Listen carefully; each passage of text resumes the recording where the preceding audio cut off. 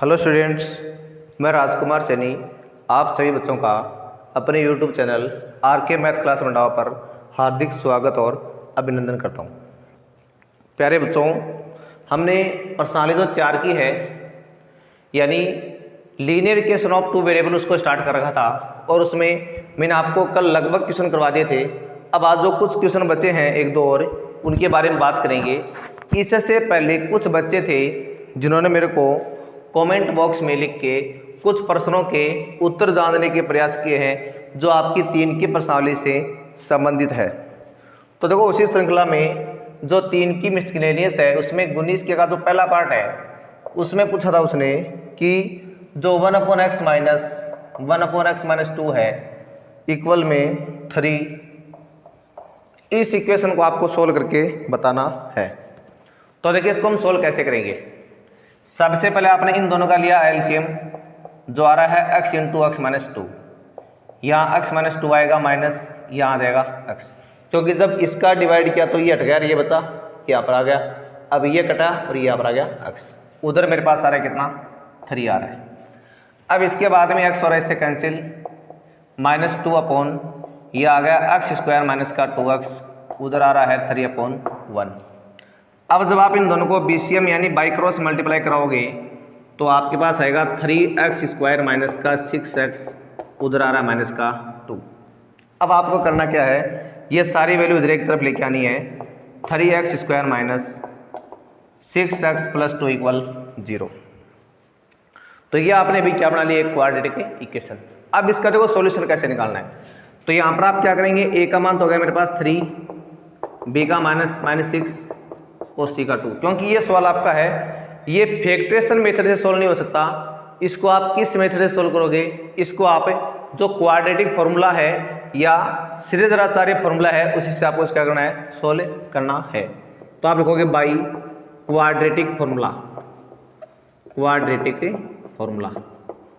अब जब आप यहाँ पर क्वाड्रेटिक फॉर्मूला काम लेंगे जो होता है x बराबर -b प्लस माइनस रूट में b square minus 4ac upon में 2a, यह फॉर्मूला आप इसमें भी काम में ले रहे हैं। अब देखो, आपको इस फॉर्मूले में सारा का सारा मान रखना है।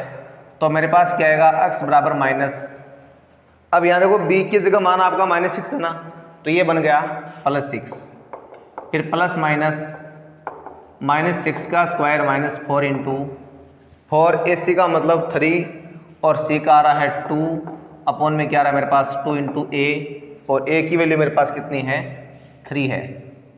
अब x आ गया मेरे पास 6 प्लस माइनस, फिर 36 माइनस का, फिर देखो ये कितने हो गए 24 अपॉन में क्या आ रहा है 6 आ रहा है। अब देखो, जब आप इसको आगे सोल्व करोगे तो आपके पास आएगा x equal 6 plus minus root में 12 है अपॉन में 6। अब देखो, आप जानते हैं 12 का जो रूट है वो कंप्लीटली नहीं होता है, तो 12 को आप क्या मान सकते हो, 12 को आप 4 इंटू 3 मान सकते हो, और 4 का रूट कितना हो गया 2 हो गया, ये √3 अपॉन में आ रहा है 6। अब एक तो इसका सॉल्यूशन आएगा 6 प्लस, देखो पहले आप इनमें ऐसा करो, देखो दोनों में साहब है ना 2 कॉमन ले लो बाहर, तो आएगा 3 प्लस माइनस √3 अपॉन में आ रहा है 6। मेरी बात सुनो, जब आप काटे तो कभी ऐसा नहीं कि आपने 6 को 6 से काट दिया, बिल्कुल गलत है, ये ऐसे नहीं करते हैं। जब बीच में आपके नंबर मतलब ऐड या सबट्रैक्ट की फॉर्म में हो तो आप उनको सीधा नहीं काट सकते, केवल मल्टीपल में जो नंबर होता है न्यूमरेटर में उसी को आप नीचे वाले डिनोमिनेटर से काट सकते हैं। अब जो 2 है वो 2 सबके साथ मल्टीपल में है, तो अब आप 2 को इससे काट सकते हो। तो मेरे पास आ गया x equal 3 plus minus √3 upon में आ रहा है 3, ये इस तरह से आ गया। अब देखो, इसके 2 रूट्स क्या हो जाएंगे, एक तो इसका रूट्स बन गया ये यानी 3 प्लस √3 अपॉन 3, और दूसरा इसका रूट्स आ गया 3 माइनस √3 अपॉन 3। तो इस तरह से आपको इस क्वेश्चन के जो सॉल्यूशन है वो फाइंड करने थे। तो ये बच्चे ने कमेंट के द्वारा पूछा था ये प्रश्न, पहला पार्ट इसका। उसी के बाद में उसी बच्चे ने एक इसमें थर्ड पार्ट है उसके बारे में और पूछा है, तो इसका आप थर्ड पार्ट है उसको आप और देखिए कि थर्ड पार्ट में क्या दिया गया आपको। तो इसका पार्ट नंबर 3।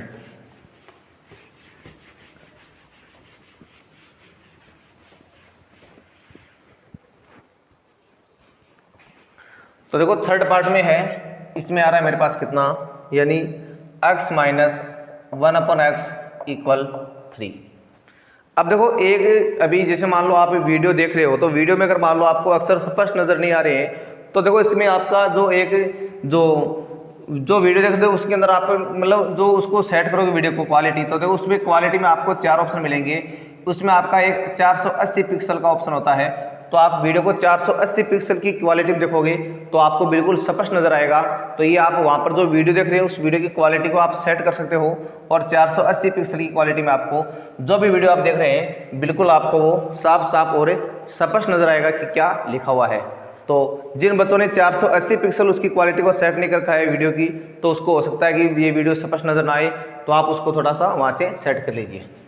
अब देखो मेरे पास ये है, नीचे आपने 1 माना इसके, अभी x आया एलसीएम, एक्स स्क्वायर माइनस 1 उधर आ रहा है 3। अब इनको आप क्या करेंगे, बीसीएम यानी इसको बाई क्रॉस मल्टीप्लाई आप कराएंगे। तो यहाँ तो आ रहा है एक्स स्क्वायर माइनस 1, उधर आ रहा है 3x, फिर x square minus 1 minus 3x equal 0, और इसको आप लिखोगे माइनस में 3x माइनस 1 इक्वल 0। तो ये अभी आपने क्या बना दिया है, ये आपने एक क्वाड्रेटिक जो इक्वेशन है उसको बना लिया है। अब इसके लिए आप इसके आगे 1 मान लेंगे। यहाँ पर मेरे पास a का मान तो आ रहा है 1, b का -3 और c का आ रहा है माइनस में 1। अब आप लिखोगे by quadratic formula, quadratic formula.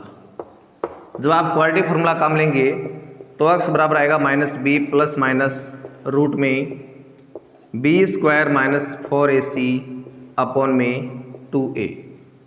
अब आपको यहाँ पर ऐसा करना है, x बराबर माइनस में, देखो b की जगह आपको लिखना है -3, तो क्या बन जाएगा ये प्लस में 3, उसके बाद में प्लस माइनस रूट में b स्क्वायर, यानी आपके पास आ गया कितना, -3 का जो होल स्क्वायर है वो आ गया है 4 इंटू a मेरे पास है 1 और c आ रहा है माइनस में 1 अपॉन में कितना आ रहा है 2 इंटू 1 आ रहा है। अब देखो जैसे इसको आप आगे सोल्व करोगे तो आपके पास आएगा 3 प्लस माइनस ये 9 और ये आपका क्या जाएगा प्लस में 4 हो गया, अपॉन में आ रहा है कितना 2 आ रहा है। अब इसको देखो आप आगे और सोल्व करोगे तो क्या आएगा मान 3 प्लस माइनस रूट में ये 13 आ गया, अपॉन में आ रहा है 2। और आप जानते हैं कि 13 का रूट है वो कम्प्लीटली नहीं होता है, न इसके को टुकड़े होते हैं, तो आपके रूट्स क्या जाएंगे, एक तो आ रहा है 3 प्लस रूट 3 अपॉन 2 आ रहा है, दूसरा आ रहा है 3 माइनस रूट 13 अपॉन 2 आ रहा है। तो इस तरह से जो आपको इसके रूट्स है वो आपको प्राप्त करने हैं। ये था आपका जो 19 है उसका थर्ड पार्ट। इसके अलावा देखो कुछ बच्चों ने और भी प्रश्न पूछे हैं। एक बच्चे ने पूछा है 21 नंबर जो क्वेश्चन है इसी में 3 की मिसलेनियस में, उसमें जो 21 का फर्स्ट पार्ट है वो पूछा है। तो देखिए 21 के फर्स्ट पार्ट में क्या करना आपको। तो डियर स्टूडेंट्स, अब देखो 21 के फर्स्ट पार्ट में आपके पास क्वेश्चन आ रहा है जिसमें लिखा है P square x square plus P square minus Q square into x minus Q square equal 0। इसको भी आपको क्वाड्रेटिक फॉर्मूला सोल्व करना है। तो यहाँ पर ए का मान तो आ रहा है मेरे पास पी स्क्वायर, बी का आ रहा है P square minus Q square, और जो सी है उसका आ रहा है माइनस में क्यू स्क्वायर। अब आपको यहाँ लगाना है by quadratic formula, quadratic formula. जब आप यहाँ पर क्वाड्रेटिक फॉर्मूला लगाओगे तो आपके पास आएगा x बराबर -b प्लस माइनस रूट में b square minus 4ac upon में कितना आ रहा है 2a आ रहा है। अब देखो x बराबर आ जाएगा मेरे पास -b प्लस माइनस, चलो अभी यहाँ पर अब जो मान रखना है आपको। तो देखिए मेरे पास यहाँ पर b का मान क्या है, ये है P square minus Q square, तो आपने लिखा P square minus Q square, फिर आ गया प्लस माइनस, उसके बाद देखो बी स्क्वायर करना आपको, यानी P square minus Q square का मेरे पास क्या रहा है होल स्क्वायर माइनस 4 इंटू, अब देखो ए की वैल्यू है पी स्क्वायर इंटू सी की आ रही है माइनस में क्यू स्क्वायर, और अपॉन में कितना रहा है 2a, और a का मान है मेरे पास कितना पी स्क्वायर। अब आपके पास आएगा x बराबर कितना, अगर आप इस माइनस को इन दोनों से अंदर मल्टीप्लाई करते हो तो ये मान आपका हो जाएगा Q square minus p square, यानी क्यू स्क्वायर प्लस का हो गया, ये हो गया माइनस का।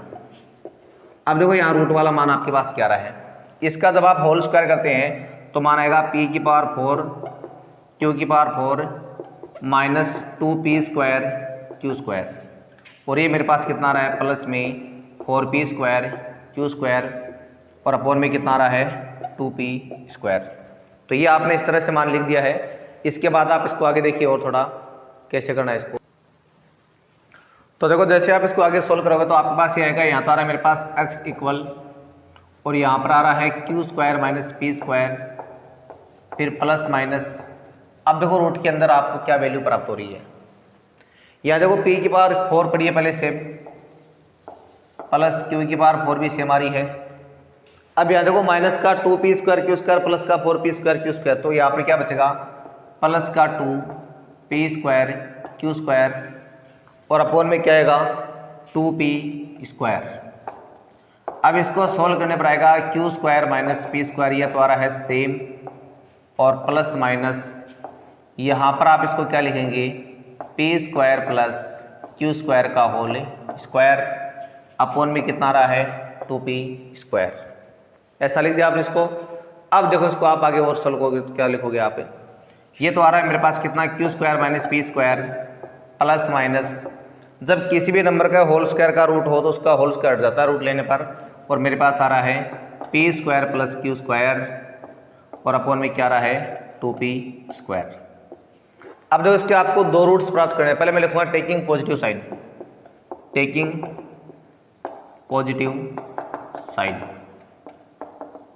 तो पॉजिटिव साइन में आपके पास क्या आएगा, x बराबर आएगा q square minus p square, यहाँ पर आप चिन्ह प्लस का माने कर लो, और प्लस का होने से इन दोनों के चिन्ह में कोई फर्क नहीं पड़ेगा, ये सेम आ जाएंगे, और अपोन में आ रहा है 2p स्क्वायर।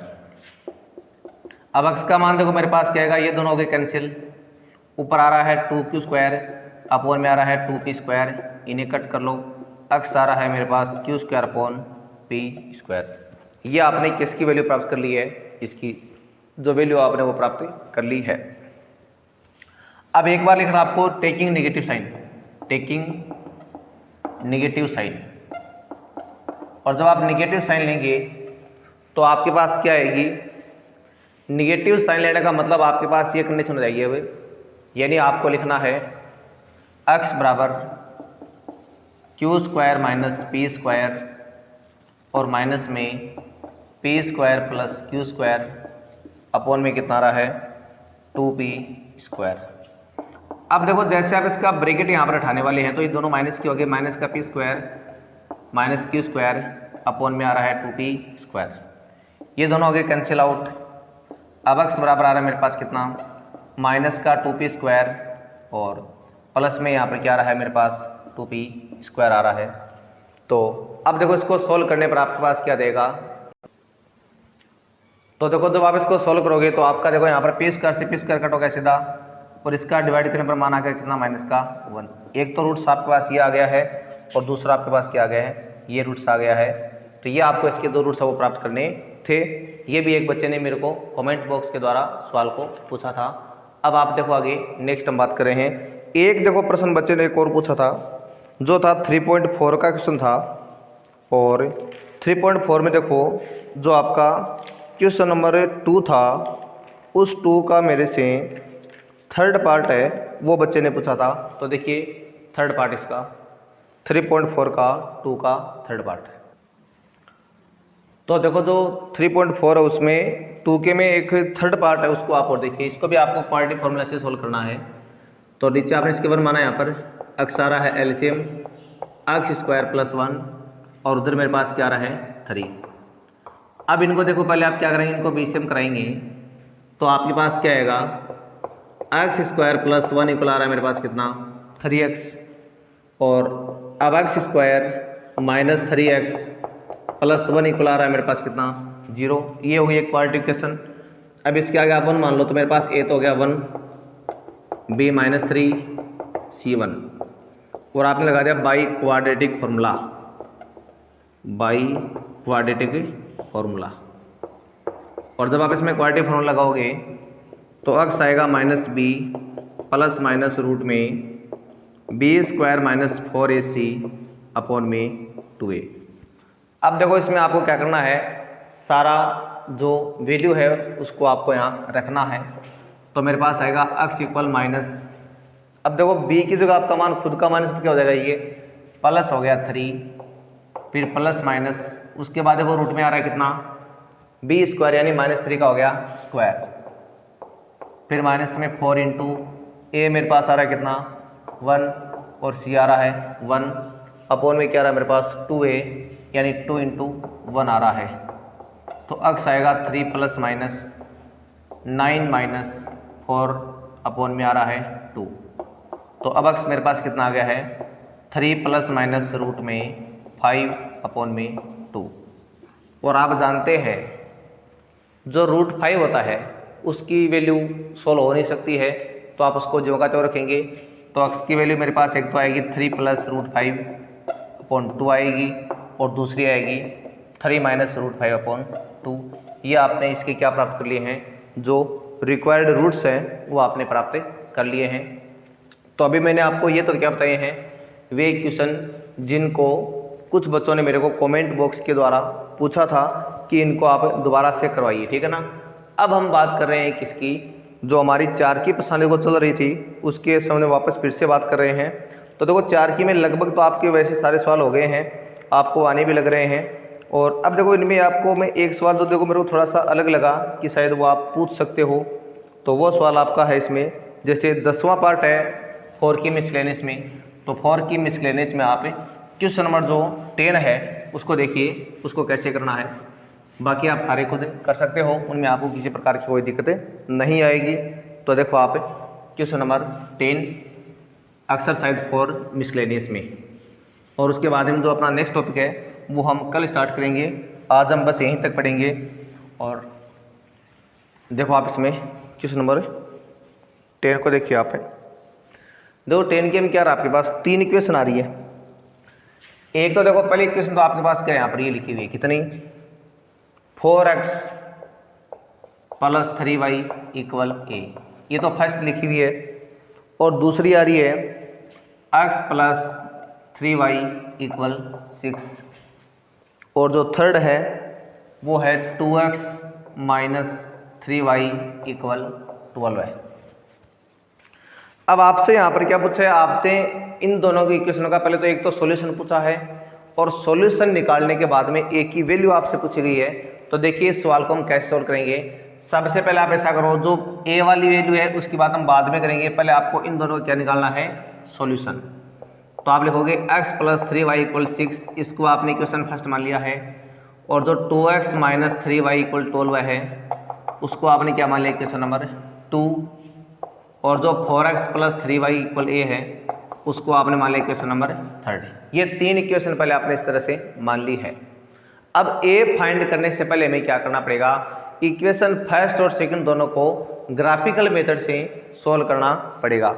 तो आपने लिखा पहले table for equation first equation की आपको अभी इसमें क्या बनानी है, टेबल को प्रिपेयर करना है। तो यहाँ पर आएगा x, यहाँ पर y। अब देखो फर्स्ट इक्वेशन मेरे पास है x प्लस 3y इक्वल 6। और देखो टेबल प्रिपेयर करने का मैंने आपको बिल्कुल एक आसान सा तरीका बता रखा है कि देख लो कि आप x का मान 0 रखने पर क्या y का मान पॉइंटों में आ रहा है, क्या बिल्कुल नहीं आ रहा है, 2 आ रहा है, तो इसलिए आप x का मान 0 ले सकते हो। फिर y का मान अगर आप 0 तो क्या x का मान पॉइंटों में आ रहा है, नहीं आ रहा है, तो ये मान भी आप 0 ले सकते हो। अब देखो मैंने लिखा इफ x इक्वल 0 देन, तो आपका ये मान 0 हो गया है। और 3y इक्वल आ रहा है 6, y आ रहा है 6/3, और y क्या आ रहा है 2 आ रहा है। इसी तरह आपको लिखना है क्या, y का मान 0 लेना आपको, यानी इफ y इक्वल 0 देन, जब आप y का मान 0 करते हो यहाँ पर तो x कितना आ जाएगा हमारे पास है 6 आ जाएगा। तो यहाँ पर रख दो आप 6। तो ये तो आपने क्या कर लिया, पहले इक्वेशन जो फर्स्ट है उसके लिए आपने टेबल है उसको प्रिपेयर कर लिया है। अब उसके बाद क्या आप नेक्स्ट बात करें किसकी, इक्वेशन नंबर जो 2 है उसके लिए टेबल की बात कर रहे हैं। तो आप लिखोगे टेबल फॉर इक्वेशन नंबर 2। तो देखो इक्वेशन 2 की टेबल आप ऐसे बनाएंगे इस तरह से, यहाँ x मानना है, यहाँ y मानना है, ये 2 कॉलम हो गए। और इक्वेशन 2 आपकी क्या आ रही है 2x माइनस 3y इक्वल 12 ये आ रही है। तो यहाँ पर भी आप पहले इस बात का पता लगा लो कि क्या आप x और y की वैल्यू आप 0 ले सकते हो क्या। मैं अगर x का मान 0 करता हूँ तो y का मान 12/3 बिल्कुल डिवाइड हो रहा है, कोई दिक्कत नहीं है। और अगर मैं y का मान 0 करता हूँ तो 12 में 2 का डिवाइड पूरा हो रहा है, कोई दिक्कत नहीं है। तो आप यहाँ पर x की बात ले लो, एक बार लो आप y की वैल्यू 0। तो पहले आपने लिखा इफ x इक्वल 0 देन, जब मैंने x का मान 0 किया तो मतलब ये मान 0 हो गया मेरा, और -3y इक्वल कितना आ रहा है, 12 आ रहा है, और y आ जाएगा मेरे पास 12 अपॉन माइनस का 3 यानी माइनस का 4, यहाँ रख दो आप माइनस का 4। फिर आपने लिखा इफ y इक्वल 0 देन, और जब आप y का मान 0 रखते हो तो ये मान आपका क्या हो जाएगा, 0 हो जाएगा, और 2x इक्वल आ रहा है 12 है, x आ रहा है 12 अपॉन 2, और x मेरे पास क्या आएगा 6, ये आ जाएगा। तो अभी आपने ये तो दोनों ही क्या प्रिपेयर कर ली है, जो टेबल है उसको आपने प्रिपेयर कर लिया है। अब इनका जो देखो ग्राफिकल सॉल्यूशन है वो देखिए आप उधर उस साइड में, तो आप इसका जो ग्राफ है तो देखिए हम वहाँ पर इसका ग्राफ दिखा रहे हैं। तो देखो ग्राफ दिखाने के लिए पहले क्या करना पड़ेगा आपको, कुछ इस तरह से दो लाइनें हैं वो लेनी है, यहाँ x मान लो, यहाँ x डैश मान लो, यहाँ y मान लो, और यहाँ y डैश मान लो, यहाँ 0 मानना है। फिर देखो इसमें आपकी जो यहाँ पर वैल्यू आ रही है वो मैक्सिमम कहाँ तक आ रही है, 6 तक आ रही है। तो 6 तक आने का मतलब आप 1 का डिफरेंस मान सकते हो, यानी 1 फिर 2 फिर 3 4 5 6, यहाँ पर भी आप -1 -2 -3 -4 -5 और -6, ऐसे आप यहाँ पर 1 2 3 4 5 6, फिर -1 -2 -3 -4 -5 और -6। तो ये तो आपने पहले इसमें क्या कर लिया है, जो जियोमेट्रिकली जो कोऑर्डिनेट जियोमेट्री है उसको आपने रिप्रेजेंट कर दिया है। अब देखो आपको पहले टेबल फर्स्ट में आना है। तो देखिए फर्स्ट टेबल में आपके पास क्या है, x का मान 0 और y का मान कितना आ रहा है, 2 आ रहा है। तो 0 2 का मतलब पहला पॉइंट आपका यहाँ पर आ जाएगा। फिर देखो दूसरा मान मेरे पास है x का 6 और 0, तो ये 6 और 0 कहाँ पर आ जाएगा आपका, यहाँ जहाँ पर x 6 लिखा हुआ है वहाँ पर जो आपका पॉइंट है वो आ जाएगा, यानी 6,0 आप लिखोगे वहाँ आ जाएगा पॉइंट आपका। तो ये आपने लिख दिया वहाँ पर 6,0। अब देखो जब आप इन दोनों पॉइंटों को ऐसे मिलाते हो, किनको, इन दोनों पॉइंटों को, तो आपके पास कुछ इस तरह से एक लाइन आ जाएगी जिसमें इसको आप आगे भी और बढ़ा देंगे। तो यहाँ तो आ रहा है मेरे पास कितना, ये तो आ रहा है 0 2, और ये मेरे पास आ रहा है 6 0। ये बिल्कुल आपको स्ट्रेट लाइन खींचने बैठेगा ना स्केल की सहायता से। हो सकता है कि ये जो लाइन मैंने यहाँ खींची है वो आपको बिल्कुल स्पष्ट सीधी नज़र नहीं आ रही होगी, लेकिन आपको इसको क्या करना है, स्केल से बिल्कुल स्ट्रेट लाइन खींचना है आपको, ठीक है ना। तो ये आपको ध्यान में रखना है। अब लाइन का जो नेम है वो क्या रहेगा, यहाँ पर नेम रहेगा x + 3y = 6 रहेगा, ठीक है। ये तो आपने लाइन फर्स्ट को रिप्रेजेंट कर दिया है। अब देखो सेकंड की बात करें, x का मान 0 और y का आ रहा है -4, यहाँ पर पॉइंट आ गया। फिर नेक्स्ट आ रहा है 6 0, वो आ गया यहाँ पर। इनको भी देखो आपको क्या करना है, स्केल से बिल्कुल सीधे तौर पर इनको मिलाना है। और जैसे आप इनको आगे एक्सटेंड करोगे तो आपके पास क्या आएगा, यहाँ 0 -4 और वहाँ 6 0। लाइन का जो नेम है वो रहेगा आपका 2x - 3y और इक्वल में 12 है। ये आपने इन इसका जो दोनों लाइनें हैं उनका आपने ग्राफिकल जो रिप्रेजेंटेशन है वो इस तरह से कर दिया है। अब देखो उसके बाद देखो आपको इस ग्राफ से कुछ रिजल्ट निकालना है। तो देखिए जैसे आप ग्राफ को देखोगे तो आपको पता है कि दोनों लाइनें आपकी 6 0 पर क्या कर रही है, इंटरसेक्ट कर रही है। तो आप यहाँ पर लिखोगे both lines are intersect each other at point 6 0, so solution by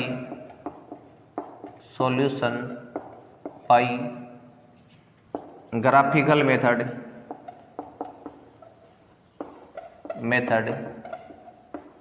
is x = 6 and y equal 0। ये तो पहले आपने इनका जो ग्राफिकल मेथड है उससे आपने सॉल्यूशन प्राप्त कर लिया है। जो कितना आ गया आपके पास, x का मान तो आ गया है 6 और y का मान क्या आ गया है, 0 आ गया है। लेकिन साथ में देखो इसमें आपसे एक बात और पूछी गई है कि आपको क्या करना है, यहाँ पर जो a लिखा था शुरुआत में उस a की भी देखो आपको वैल्यू फाइंड करनी है। तो देखो अब a की वैल्यू कैसे फाइंड करनी है, मैं देखो इसको आपको इधर वाले को दिखा देता हूँ। तो इसमें आप पहले इनको थोड़ा सा यहाँ रिमूव कर लो। अब देखिए a की वैल्यू कैसे निकालनी है। a की वैल्यू फाइंड करने का मतलब जो अभी आपने x और y की वैल्यू फाइंड की है वो आपको इक्वेशन थर्ड में रखनी है। तो आप लिखोगे यहाँ पर put value of x and y in equation third. तो यहाँ पर x वहाँ पर आ जाएगा 6 और 3 इंटू वाई वहाँ पर आएगा 0, उधर आ रहा है a। तो 24 प्लस 0 बराबर आ रहा है a और a मेरे पास क्या आ गया 24। तो इस तरह से आपको ये ग्राफिकल मेथड से सॉल्यूशन निकालना था और बाद में आपको क्या फाइंड करना था, जो a है उसकी वैल्यू फाइंड आपको करनी थी। साथ में जो देखो ग्राफ है, ग्राफ के कोने पर आपको अपनी जो स्केल है वो लिखनी है। ऑन द एक्स एक्सिस पर क्या आएगा 1 सेंटीमीटर इक्वल 1 यूनिट्स, और साथ में जो y एक्सिस है उस पर भी क्या आएगी 1 सेंटीमीटर इक्वल 1 यूनिट्स। ये आपको ध्यान में रखना है। तो ये तो हमने क्या पढ़ा, जो दो लाइनें होती हैं उनका ग्राफिकल मेथड से सॉल्यूशन फाइंड करना। ऐसे आपको जो 11 का है वो भी ऐसे करना है।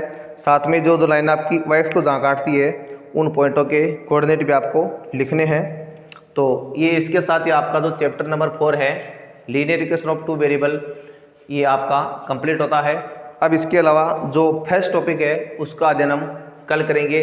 अब साथ में आपको क्या करना है, अब देखो कई बार क्या होता है, कई बच्चों के कुछ देखो समस्या रहती है। एक तो देखो वीडियो अगर आपको मान लो स्पष्ट नज़र नहीं आ रहा है तो देखो इसमें आपकी कुछ अलग अलग क्वालिटी होती है। जैसे मान लो 180 पिक्सल होती है, 220 पिक्सल होती है, 360 पिक्सल होती है, 480 पिक्सल होती है। वीडियो अगर आपको स्पष्ट नज़र नहीं आ रहा है, उसमें कोई दिक्कत है, तो देखो जब आप वीडियो की क्वालिटी में जाओगे तो वहाँ पर आपको 480 पिक्सल है उसको सिलेक्ट करना है, और उसमें जब आप देखोगे तो आपको बिल्कुल वीडियो क्या आएगा, स्पष्ट नज़र आएगा जो भी लिखा हो वो, ठीक है। साथ में अब जब आप रिवीजन करते हो तो आपको कई बार पीछे के वीडियो आपको मिल नहीं पाते हैं।